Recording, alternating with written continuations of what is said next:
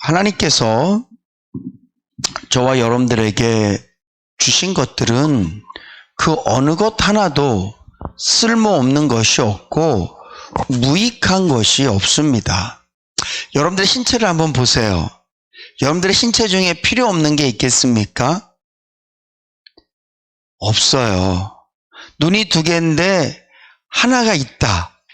그러면 이게 중앙에 박혀 있지 않으면 균형 잡기가 어렵고, 또한 중앙에 박혀 있으면 양 옆에 것을 우리가 지금처럼 볼 수 없기 때문에 운전을 아마 못할 거예요.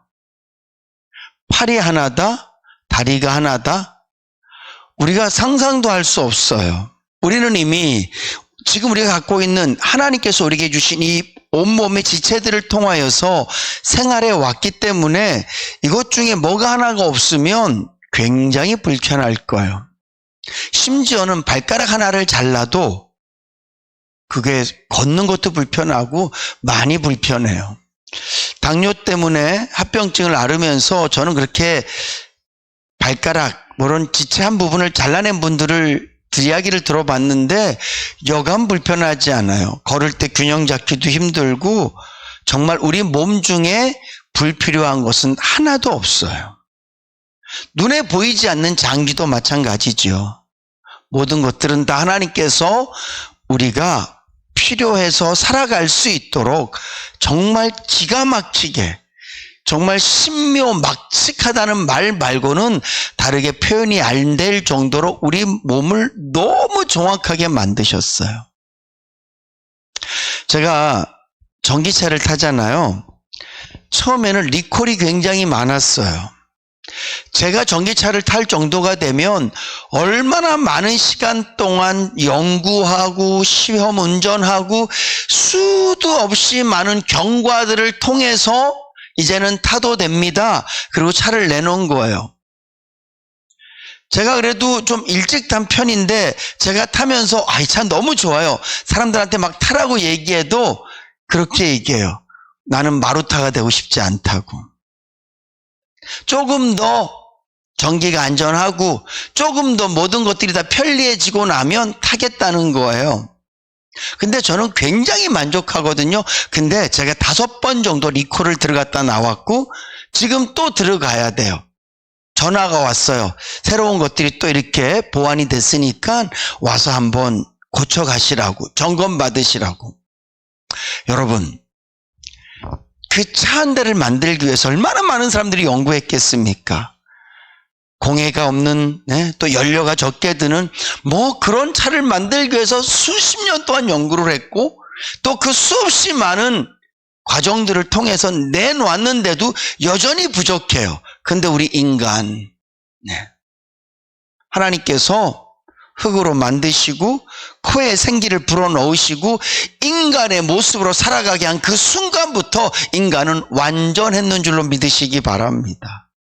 그리고 지금까지 수천 년이 지나오면서 우리가 이 모습으로 살아가고 있는데 나이가 들고 우리가 간수를 잘 못하고 우리가 못된 것들을 먹고 우리가 해야 되지 말아야 될 것들을 함으로 말미암아 우리 몸이 고장나서 그렇지 우리 몸은 완전해요. 이렇게 정말 완벽하게 하나님께서 사람은 할 수 없는 하나님의 창조물이 바로 우리 인간이란 말이죠.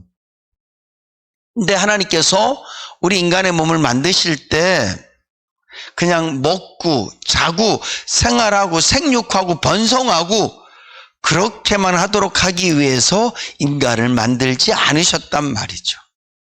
하나님께서는 우리 인간을 만드실 때 하나님의 형상대로 만들어서 하나님과 교제하고 하나님과 소통하도록 만드신 줄로 믿으시기 바랍니다. 다른 말로 하면 하나님을 경배하고 하나님께 영광 돌리고 하나님과 함께 살도록 하기 위해서 하나님께서 우리 인간을 이렇게 만드셨단 말이에요. 근데 우리가 범죄함으로 말미암아 하나님과 우리가 멀어졌어요. 하나님과 우리가 분리됐습니다. 하나님께서는 다시 우리 인간을 첫사람 아담처럼 하나님과 교제하고, 다른 말로 하면 하나님께 예배드리고 하나님께 영광 돌리고 하나님께서 기뻐하시는 일을 하도록 만들기 위하여서 예수 그리스도를 십자가에서 죽이셨단 말이죠. 오늘 성경은 이렇게 표현합니다. 너희 몸은 너희 것이 아니다. 왜냐하면 하나님께서 예수 그리스도의 피값으로 너희를 사셨다라고 말씀하고 있어요. 여러분, 아담은 창조하신 거예요. 저와 여러분들은 어떻게 한 겁니까? 사신 거예요. 아담은 하나님이 직접 만드셨기 때문에 아담은 하나님의 것이고, 저와 여러분들은 왜 하나님의 것이냐? 하나님이 우리를 사셨기 때문에 우리는 하나님의 것이에요. 우리는 죄인이었을 땐 내가 왜 하나님의 것이 돼야 되는지를 알지 못했기 때문에 예수 믿지 않는 사람에게 하나님이 우리를 사기를 원하십니다. 하나님이 십자가에서 예수를 죽이심으로 말미암아 그 피값으로 우리를 사셨습니다라고 말하면, 왜 나를 사? 난 하나님께 되고 싶지 않은데? 난 하나님과 멀어지고 싶은데? 난 하나님 알고 싶지 않은데? 이렇게 말할지 모르지만 이제 우리 예수를 믿고 보니까 하나님께서 우리를 사주신 게 얼마나 큰 은혜예요. 하나님 우리를 불러주신 게 얼마나 큰 은혜입니까? 우리가 하나님을 알지 못한다면? 그럼요. 오늘도 제가 학교 친구랑 가끔 제가 통화를 하거든요. 이제 저희들도 벌써 나이가 50대 중반에서 후반으로 가면서 그래요. 신용아, 넌 어디 아픈 데 없냐? 넌 어디 아프냐? 야, 처자식 먹여 살리느라고 지금까지 달려오고 이제 조금 살만한 것 같은데 이제 몸이 아프다는 거예요. 벌써 걔 뭐 술 먹고 담배 피고 뭐 그냥 열심히 일하고 밤새고 그러니까 이 몸이 안 남아나는 거예요. 그러면서 야, 이제 우리가 60대 중반쯤 되면, 이제 60대 중반이면 중년이란 말이죠. 우리에게. 그때부터 우리가 좀 편안해질 텐데, 그때 되면 이제 우리 아파서 맨날 병원 다녀야 될 것 같아. 그러면서 인생이 허무한 거예요. 근데 제가 전화를 끊고 난 다음에 나는 예수 믿는데, 정말 내가 예수 안 믿었다면 내 인생이 무슨 소망이 있을까? 여러분, 예수 믿는 자들은 죽는 그 순간까지 소망이 있는 줄로 믿으시기 바랍니다. 예수를 믿는다는 것은 죽음과 가까워질수록 내 소망은 더 진해지는 거예요. 저 멀리서 어떤 향기가 나는데 무슨 향기인지 잘 모르겠어요. 그래서 향기를 보고 한 걸음 한 걸음 가까이 가면 갈수록 향이 진해지고, 딱 가보니까 포도가 그냥 막 열려 있는 거예요. 그래서 그 포도 향이 저 멀리까지 나는데, 멀리에서는 뭔지 몰랐는데 가까이 와보니까 아, 진하다. 여러분, 성도의 소망, 성도의 희망은요, 죽음이 가까워지면 가까워질수록 더 진해지고, 그래서 더 감사가 넘치고 더 기쁨이 넘치고 소망이 점점 더 확실해지는 줄로 믿으시기 바랍니다. 그래서 우리가 예수 믿는 거예요. 그러니까 내가 예수를 믿는다는 것, 다른 말로 하면 하나님께서 나를 십자가의 피값으로 나를 사주셨다는 게 이게 얼마나 감사하냐고요. 그래서 우리는 하나님의 것이에요. 그러면서 오늘 바울은 얘기합니다. 고린도 교회를 향해서, 고린도전서 5장 말씀에 보면 고린도 교회를 막 책망하는데, 야, 니들이 진짜 맨날 싸우기만 했냐? 니들이 그 엄청난 음란한 죄를 짓고 너희 몸을 그냥 하나님께서 기뻐하시는 곳에 몸을 사용해야 되는데 죄 짓는 데만 사용하고, 그러면서 오늘 이 말씀을 하고 계신 거거든요. 배는 식물을 위하고 식물은 배를 위하지만 너희 몸이 그렇게 먹는 것을 위해서만 있는 게 아니다. 너희 몸이 그렇게 니들 하고 싶은 것만 하기 위해서 있는 게 아니다. 너희 몸이 죄 짓는 데만 쓰이도록 있는 게 아니다. 왜냐하면 너희들 몸은 하나님의 것이야.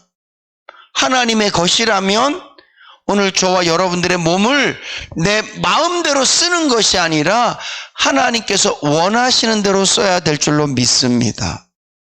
오늘 여러분들은 여러분들의 몸을 어떻게 쓰고 계신가 한번 돌아보세요.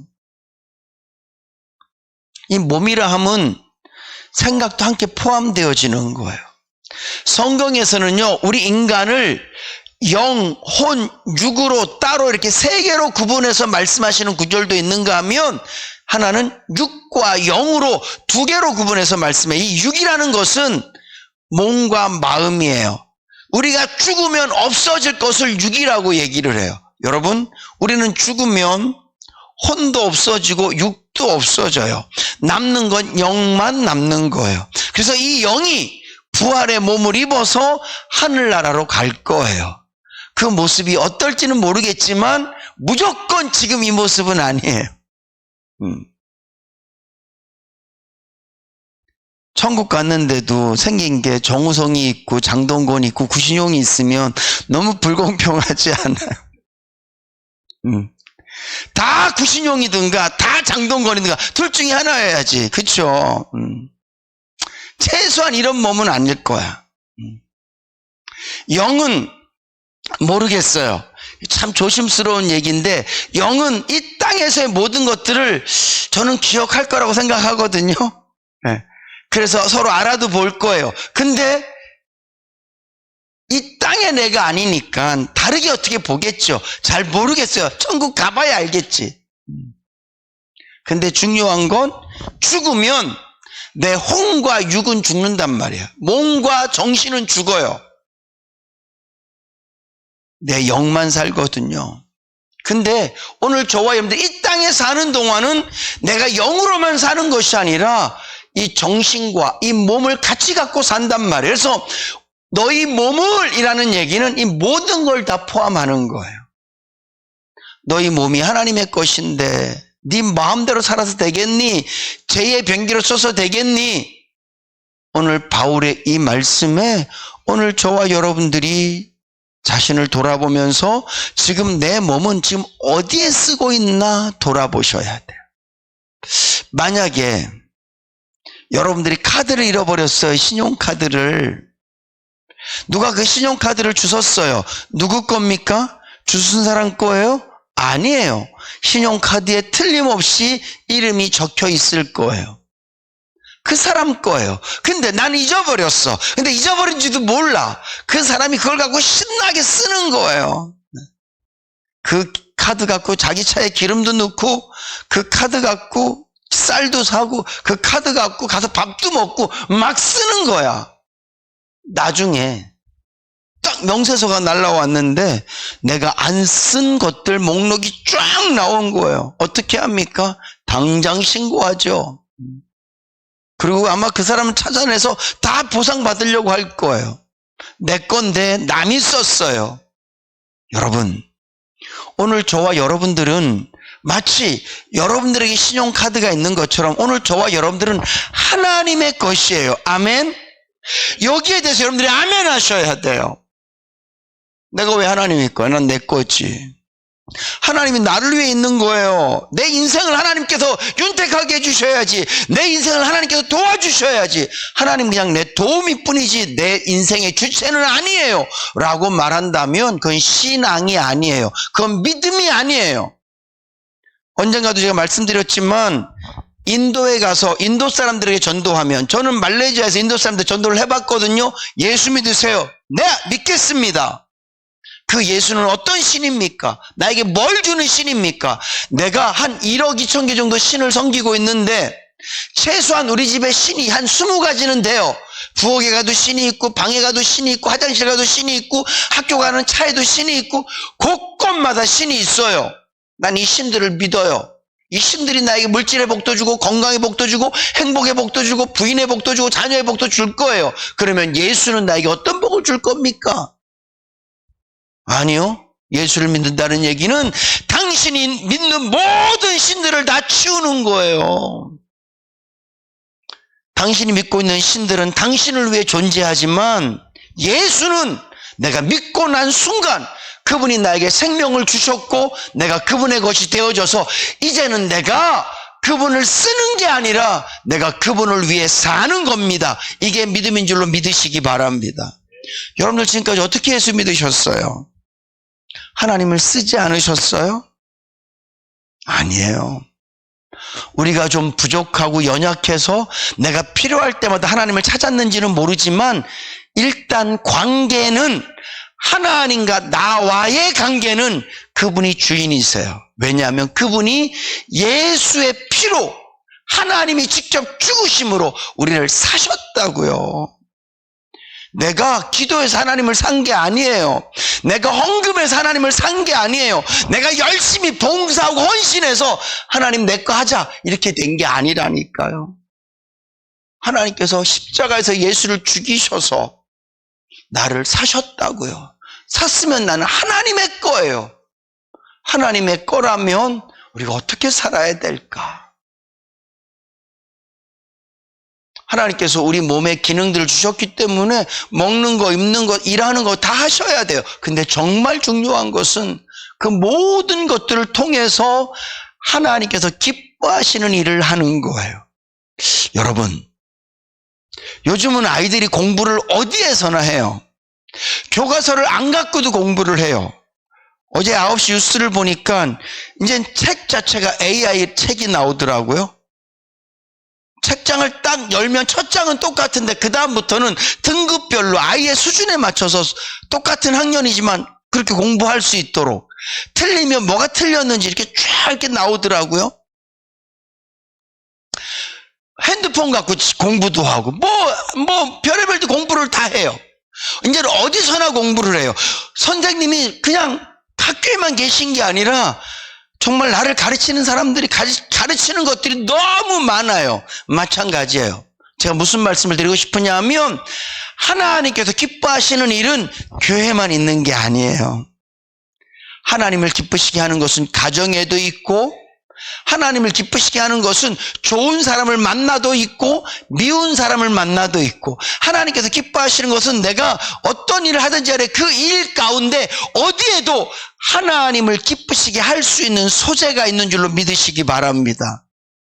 나는 하나님을 기쁘시게 하는 난 교회에 가서만 기쁘게 찬송할 때 주님이 얼마나 기뻐하실까, 기도할 때 하나님이 얼마나 기뻐하실까. 맞아요. 근데 집에 가도 하나님께서 기뻐하실 것들이 널려 있다고요.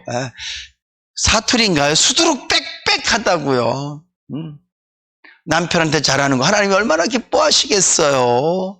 집에서 기도하고 찬양하는 거 하나님이 얼마나 기뻐하시겠어요. 직장에서 예수 믿지 않는 이들에게 본이 되는 거 하나님께서 얼마나 기뻐하시겠어요. 운전할 때 양보하고 얼마나 하나님이 기뻐하시겠어요. 그냥 우리의 삶 속에 하나님께서 기뻐하실 일들이 그냥 널려 있단 말이에요. 오늘 저와 여러분들은 하나님의 것이기 때문에 우리의 삶의 환경 속에서 하나님께서 기뻐하실 것들을 찾아서 그 일들을 감당해내며 살아야 될 줄로 믿습니다. 반면에 이거는 죄다라고 딱 내 마음에 내 신앙의 양심이 내가 알고 있는 하나님의 말씀이 이거는 죄다라고 나에게 말씀해 줄 땐 우리는 그 죄와 싸우는 거예요. 이게 하나님을 기쁘시게 하는 것이고 하나님의 겉다운 삶이란 말이죠. 우리가 너무 그렇게 우리가 살아가고 있는지 아닌지 모르겠어요. 내 물건은 어떻게 살아도 내가 지키려고 그러고 특별히 그것이 물질과 관계된 것이고 내가 좋아하는 것이면 내 것으로 계속 두려고 하면서 내가 하나님의 것인데 나는 왜 하나님께서 기뻐하시는 것으로 쓰임받는 일에 나는 왜 하나님께서 기뻐하시는 인생을 살아가는 일에 최선을 다하지 않는가 돌아보시고요. 특별한 삶을 살자는 얘기가 아니에요. 내가 무엇을 하든지 어디에 있든지 난 하나님의 것이야 라는 인식을 갖자는 말이죠. 하나님이 내 인생의 주인이시라는 그런 내 마음의 신앙의 고백을 하잔 말이에요. 그리고 삶의 순간순간마다 하나님께서 기뻐하시는 것들을 선택하고 살아갈 수 있는 저와 여러분들 되실 수 있기를 주님의 이름으로 축복합니다. 우리 같이 한번 고백합시다. 나는 예수 그리스도의 피값으로 산 것이 되었으니 내 몸으로 하나님께 영광 돌리겠습니다. 아멘.